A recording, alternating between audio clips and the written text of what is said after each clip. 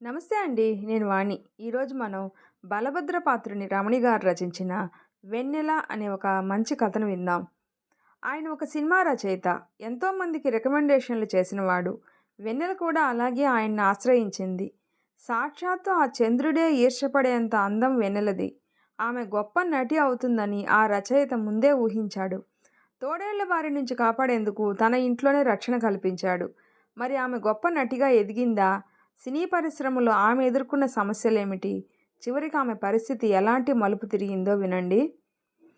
ఈ అమ్మాయి అంత అందంగా వెన్నెల ఉంటుందా? లేక వెన్నెలంత అందంగా ఈ అమ్మాయి ఉందా అనిపించింది పార్వతీ శాస్త్రి గారికి ఈ అమ్మాయిని చూశాక. 70వ పడిలో పడిన ఆయన ముక్కుపుడం తీసి గట్టిగా ఓ పట్టుపట్టాడు. ఎవర్రా ఈ అమ్మాయి అని జూనియర్ ఆర్టిస్టు సప్లయరు గవర్రాజుని అడిగాడు. ఈ పిల్ల తండ్రి డ్రైవర్ అండి. తల్లి కంపెనీ ఆర్టిస్టు. చిన్న చిన్న వేషాలేసేది. ఈ మధ్యనే పోయిందండి. ఈ పిల్లకి ఇప్పుడు 16 నిండాయి. సరే ఇప్పుడు హీరోయిన్‌ని చేసేయాలంటావా? పార్వతీ శాస్త్రి నవ్వుతూ అడిగాడు. గొప్ప రచయిత ఆయన. ఆయన చెప్తే పనవుతుందని తెల్లారి లేస్తే బస్సులెక్కి అమ్మాయిలు, అబ్బాయిలు ఆయన ఇల్లు వెతుక్కుంటూ వచ్చేయడం ఆయనకి కొత్త కాదు. ఆ తండ్రి ఈ పిల్లని 500 రూపాయలకి ప్రతిరోజు అమ్మేస్తున్నాడండి. శాస్త్రి గారు కంగు తిన్నట్టు చూశారు. ఆమె భూమిలోకి చీల్చుకెళ్ళిపోతున్నట్టు తల ఇంకా వంచుకుంది. ఇంత అందాన్ని ఆ దౌర్భాగ్యుడు అనన్నా అనుకున్నాడాయన. ఇలాంటి లోకైతే వాడు రాడండి. అందుకే మీ ఎరికలో ఏదైనా ఒక ఇల్లుంటే ఈ పిల్లని పెడతారని తీసుకొచ్చా అన్నాడు గవర్రాజు.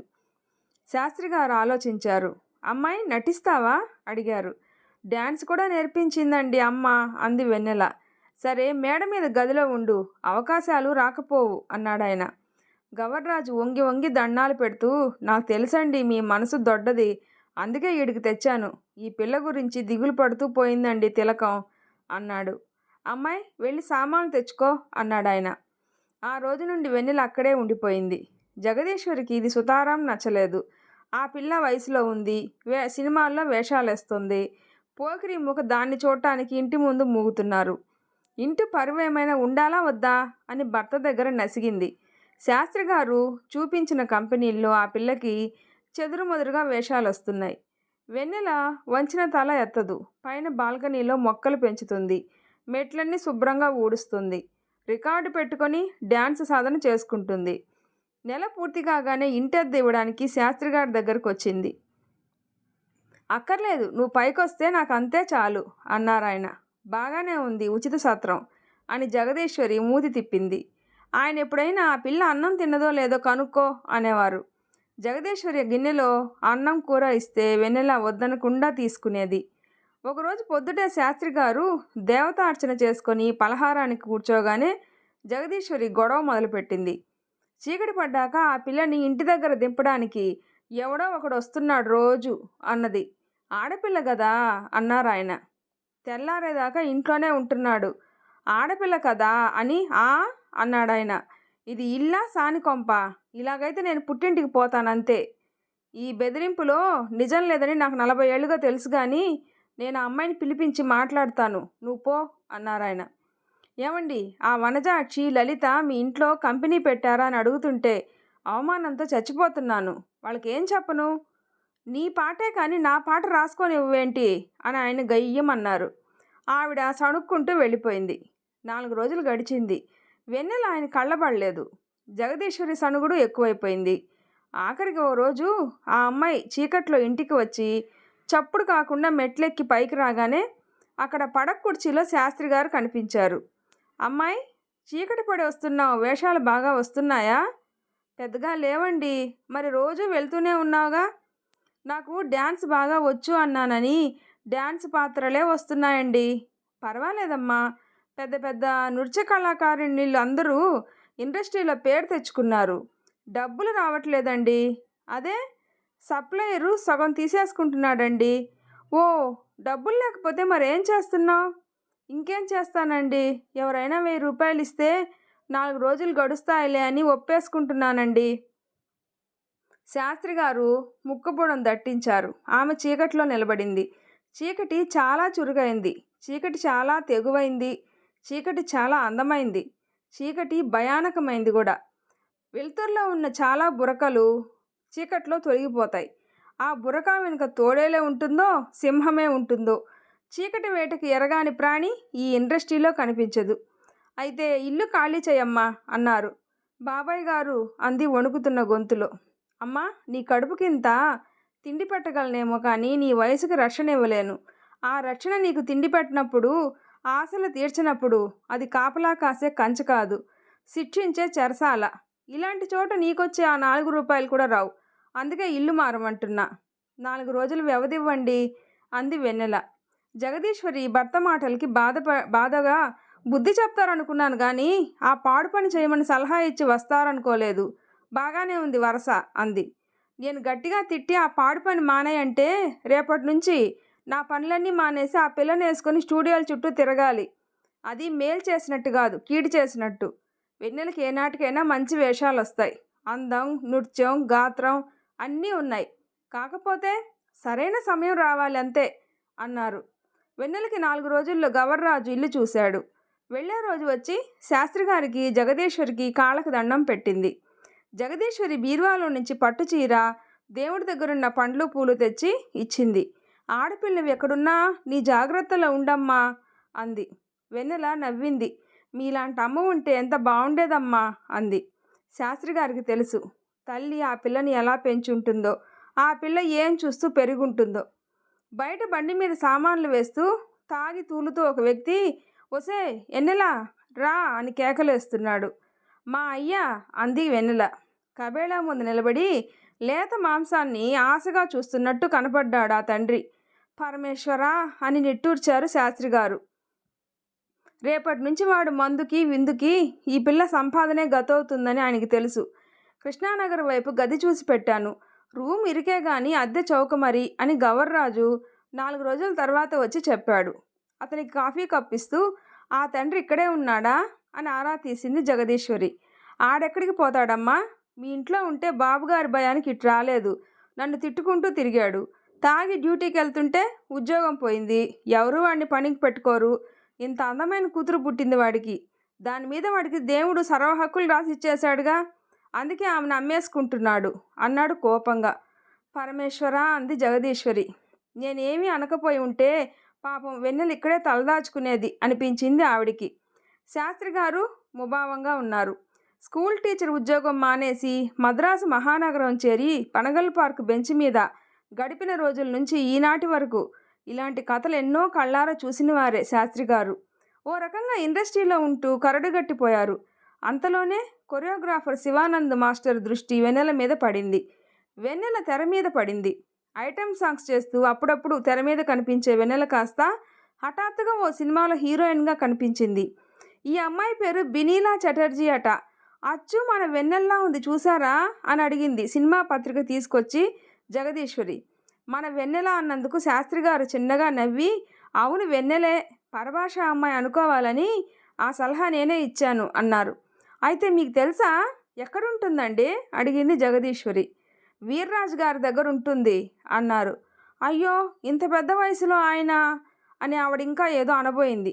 కానీ వయసులో ఇవన్నీ లేకపోయినా వయసుడిగిపోయాక ఇలాంటివన్నీ స్టేటస్ సింబలే పిచ్చిదానా, వెళ్ళి కాఫీ పట్టరా అని ఆయన ప్యాడ్ తీసుకొని పాట రాయడానికి ఉపక్రమించారు. కానీ వెన్నెల ఆయన మనసును ఆక్రమించింది. వీర్రాజు గారు పెద్ద ప్రొడ్యూసరే మాత్రమే కాదు, గొప్ప మానవతావాదని కూడా అందరూ అంటారు. వెన్నెల్ని ఆయన ఇంట్లో చూసిన రోజున శాస్త్రి గారు ఆశ్చర్యపోయారు. దాదాపు ఆయన కూతురు 2 ఏళ్లలో వెన్నెలంత అవుతుందేమో. వెన్నెల కూడా వీర్రాజు గారి పక్కన బొచ్చుకొక్కని ఒళ్ళో పెట్టుకొని సోఫాలో కూర్చున్నదల్లా శాస్త్రి గారిని చూసి అమాంతం లేచి నిలబడింది. మా బినీలా మీకు తెలుసా రాజుగారు అడిగారు. కూర్చోమ్మ వెన్నెల అన్నారు శాస్త్రి గారు. ఆమె కూర్చోలేదు. అందుకు అప్పటిదాకా సహకరించిన ఆమె పొట్టిగా ఉండి సహకరించలేదు. నేను వెళ్ళొస్తానండి, వెళ్ళేటప్పుడు కలుస్తాను అని లోపలికి వెళ్ళిపోయింది. శాస్త్రి గారు, బినీలా హీరోయిన్ అవుతుందంటారా రాజుగారు సిగరెట్ అంటిస్తూ అడిగారు. అవుతుందండి అన్నారు శాస్త్రి గారు.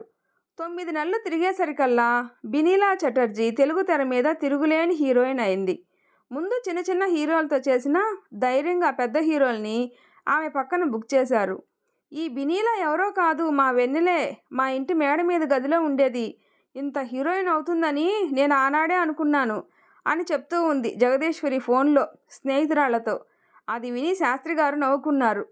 ఓ సినిమా 100 రోజుల పండక్కి జగదీశ్వరిని కూడా తీసుకెళ్లారు ఆయన.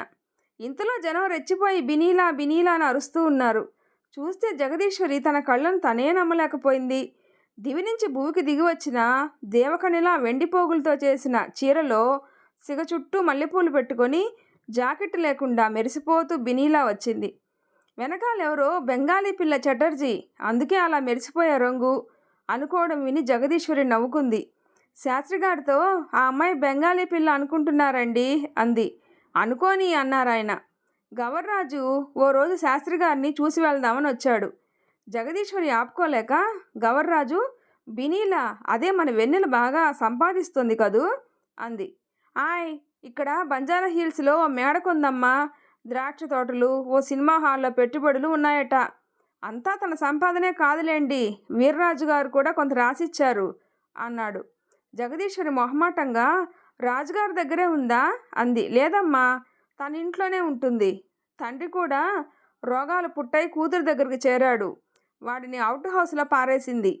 మొన్నోసారి కలిసినప్పుడు శాస్త్రి గారు అమ్మగారు బాగున్నారా బాబాయ్ అని అడిగిందమ్మా అన్నాడు. ఆ మాటకే జగదీశ్వరి మురిసిపోయింది. శాస్త్రిగారితో భోజనం అప్పుడు, మధ్యాహ్నం కాఫీలప్పుడు, రాత్రి 2-3 సార్లు ఆ మాటే చెప్పి, వెన్నెల మనల్ని మర్చిపోలేదండి అంది. పెద్ద హీరోయిన్ని అనవసరంగా ఇంటి నుండి వెళ్ళగొట్టావు చూడు అని ఆయన జోక్ చేశారు.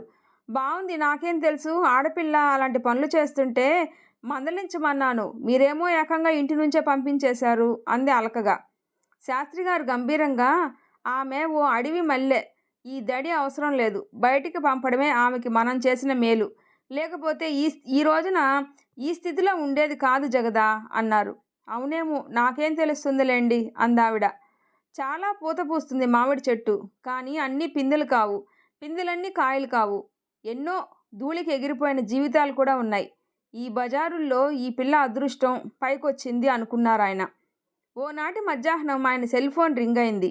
నెంబర్ డిస్ప్లే కాకపోతే ఎవరో పెద్దవాళ్లే అనుకుంటూ ఆయన ఫోన్ ఎత్తారు. నమస్తే బాబాయ్ గారు, నేను మీ వెన్నెల్ని అంది. అమ్మా చిరంజీవా, ఎలా ఉన్నావు అడిగారు. మా అమ్మ పేరు మీద ఓ ఆశ్రమం కట్టించాను. మీరు పిన్నిగారు వచ్చి మీ చేతులతో దాన్ని ఓపెనింగ్ చేయాలి. మా పిఏ దుర్గారావు మీకు మిగతా వివరాలు చెప్తాడు. కాదనకండి ప్లీజ్ అని ఎంతో వేడికోలుగా మరెంతో ఆప్యాయంగా చెప్పింది. ఇక కాదనడానికి ఏముంది, జగదీశ్వరి కూడా ఆనందపడింది. తిలకం మహిళా పునరావాస గృహం అన్న పేరు చదివి తల్లికి చక్కని సంస్మరణ ఇచ్చింది పిల్ల అనుకున్నారు ఆ దంపతులు. వీళ్ళిద్దరికీ పట్టుబట్టలు పెట్టింది వెన్నెల. వెన్నెల వాళ్లతో పూజా కార్యక్రమాలు చేయిస్తుంది. ఒక్కసారిగా కలకలం రేగింది. చూస్తే రణధీర్ వచ్చాడు. పెద్ద సూపర్ హీరో. జనం తొక్కిసలాట, మీడియా వాళ్ళ ఆరాటంతో రణరంగంలా మారింది ఆ ప్రదేశం. ఓపెనింగ్ అయ్యాక అతను వెన్నెల భుజాల చుట్టూ చేతులేసి దగ్గరగా తీసుకొని ఫోటోలు తీయించుకున్నాడు. ఆమె బుగ్గ మీద తట్టి జోకులు కూడా వేశాడు. అతను వెళ్తుంటే వెన్నెల కారు దాకా వెళ్ళి దిగబెట్టింది. ఆ తర్వాత వార్తాపత్రికల్లో, సినిమా పత్రికల్లో, వెబ్సైట్లలో బుగ్గా తగిలేట్లు నిలబడ్డ వెన్నెల, రణధీర్ల ఫోటోలు, వీడియోలు, వాటి కింద ఇద్దరి సంబంధం గురించి కథనాలు నడిచాయి. రణధీర్కి అప్పటికే 2 పెళ్ళిళ్ళు అయ్యాయి. కాలేజీకి వెళ్తున్న అమ్మాయిలున్నారు. ఈ బినీలా రణధీర్ల మధ్య ప్రణయం అంటున్నారు. నిజమెంతుంది అడిగింది భర్తని జగదీశ్వరి. నేను వాళ్ళ బెడ్రూమ్లో పొంచి ఉండి చూశానా, నాకేం తెలుసు, ఫిల్మ్ ఫీల్డ్లో ఈ కథనాలన్నీ మామూలే అన్నారాయన. ఓ 4 నెలల తర్వాత శాస్త్రి గారికి మళ్ళీ ఫోన్ చేసింది వెన్నెల. ఇద్దరూ లాన్లో కూర్చొని ఉన్నారు. వెన్నెల పని మనిషి గాజు గ్లాసులో దానిమ్మ రసం తెచ్చిచ్చింది. బాబాయ్ గారు, రణధీరు పెళ్లి చేసుకుందాం అంటున్నాడు అంది వెన్నెల. ఆయనకి దానిమ్మ రసం చేదుగా అనిపించింది. ఏం బాబాయ్ గారు, మంచిది కాదంటారా అంది. అతనికి ఈ మధ్య ఫ్లాపులు వస్తున్నాయి. ఉన్న ఆస్తి మొదటి భార్యకి, రెండో భార్యకి, వాళ్ళ పిల్లలకి భరణానికే సరిపోతుంది. నీకేం మిగిలింది తల్లి అన్నారాయన. కడుపు అంది. ఆయన ఉలిక్కి పడ్డారు. ఇప్పటికే 2 అబార్షన్లు అయ్యాయి. ఈసారి బిడ్డ కావాలనిపిస్తుంది బాబాయ్ గారు. వెన్నెల గొంతు వణికింది. కన్నీళ్లతో అంది. ఆ లైసెన్స్ కావాలి కదా బాబాయ్ గారు, అందుకనైనా ఈ వివాహానికి ఒప్పుకోవాలి అంది. ఆయన దీర్ఘంగా ఆలోచించారు. తరతరాలుగా ఆడది ఇక్కడే ఈ వీక్ పాయింట్ దగ్గరే ఓడిపోతుందమ్మా. బిడ్డలను కంటానికి మగవాడికి లైసెన్స్ అక్కర్లేదు. మీకు కావాలి. కానీ రేపు అతనికి సినిమాలు లేక ఉన్న ఆస్తి అంతా పోయి నీ మీద పడితే? పైగా వయసు వ్యత్యాసం చాలా ఉంది. నీ ఆస్తి హారతి కర్పూరం కదా. బాబాయ్ గారు అలా ఎందుకు అనుకోవాలి అంది. అలా ఎందుకు అనుకోవాలో ఆయనకి తెలుసు. కానీ వెన్నెల మనసు చెప్తే వినే స్థితిలో లేదు. నీ ఇష్టం అన్నారు. మీరు ఈ మాట వెన్నెలకి మంచి సలహా ఇవ్వలేదు అంది జగదీశ్వరి. తన బిడ్డకో తండ్రి కావాలి అంటుంది ఆ పిల్ల. తన సర్వస్వం వడ్డీ అతన్ని కొనుక్కుంటుంది. ఆ పెళ్ళి ఆపడానికి నేనెవడిని అన్నారు శాస్త్రి గారు. తర్వాత బినీలా చటర్జీ రణధీర్ల పెళ్లికి ఇండస్ట్రీలో మహామహులంతా హాజరయ్యారు. ఆమె ఓ బిడ్డకి తల్లయింది. శాపమో వరమో కానీ మళ్ళీ ఆడపిల్లే పుట్టింది. ఇంకా శాస్త్రి గారికి ఒంట్లో బాగోలేకపోవడంతో గ్రీన్ కార్డు కూడా రావడంతో 6 నెలలు తప్పనిసరిగా అమెరికాలో కొడుకు దగ్గర ఉంటూ వచ్చారు. వెన్నెలకి కూతురు పుట్టాక అవకాశాలు సన్నగిల్లాయి. నెమ్మదిగా ఆమె పేరు తెరమరుగైంది. శాస్త్రి దంపతులు ఇండియా వచ్చారని తెలిసి గవర్రాజు చూడ్డానికి వచ్చాడు. వెన్నెల ఎలా ఉంది ఆరాటంగా అడిగింది జగదీశ్వరి. ఏం చెప్పమంటారమ్మా, ఆ రణధీరు తన మొదటి భార్య కొడుకుని హీరోని చేయడానికి ఈ అమ్మాయి దగ్గరున్న డబ్బంతా పెట్టి సినిమా తీయించాడుగా. ఈ వెన్నెలకి ఏదో రోగం అన్నారు. డబ్బంతా డాక్టర్లకు పెడుతుంది. ఈలోగా ఇంకో భార్య కూతురు పెళ్లి చేయించాడు. ఈ పిల్ల మళ్ళీ తల్లి క్యారెక్టర్స్ కోసం ట్రై చేస్తుంది. పుట్టిన పిల్లని పెంచుకోవాలి కదండి అన్నాడు. శాస్త్రి గారు ఒకటే అనుకున్నారు. తిలకంలాగా వెన్నెల ఈ లోకంలో తన బిడ్డని అనాథని చేసో లేక మరో వినోద వస్తువుని చేసో పోకుండా చల్లగా చూడు పరమేశ్వర, ఆమెకి ఆరోగ్యాన్ని ఆయుర్దాయం ఇవ్వు అని వేడుకున్నారు. ఆ తర్వాత వెన్నెల రణధీర్ విడిపోయారని న్యూస్ వచ్చింది. మళ్ళీ అమెరికా వెళ్లే ముందు జగదీశ్వరి, ఇది చూసారా, వెన్నెలకి సీరియస్గా ఉందంట, ఆసుపత్రిలో ఉందంట, ఓసారి వెళ్ళి చూసొద్దామా అంది. వద్దు, ప్రయాణానికి ఏర్పాట్లు చూడు అన్నారు శాస్త్రి గారు. ఆయనకి తెలుసు ముందు ముందు జరిగేదేమిటో. సినీ వినీలాకాశంలో ఇంకో తార తెగిపడటం మినహా ఏముంటుంది కొత్తదనం అనుకున్నాడు. ఈ వీడియో నచ్చితే ప్లీజ్ లైక్ చేసి షేర్ చేయండి, సబ్స్క్రైబ్ చేసుకోండి. స్టోరీ ఎలా ఉందో తప్పకుండా కామెంట్ చేయండి. Thanks for listening.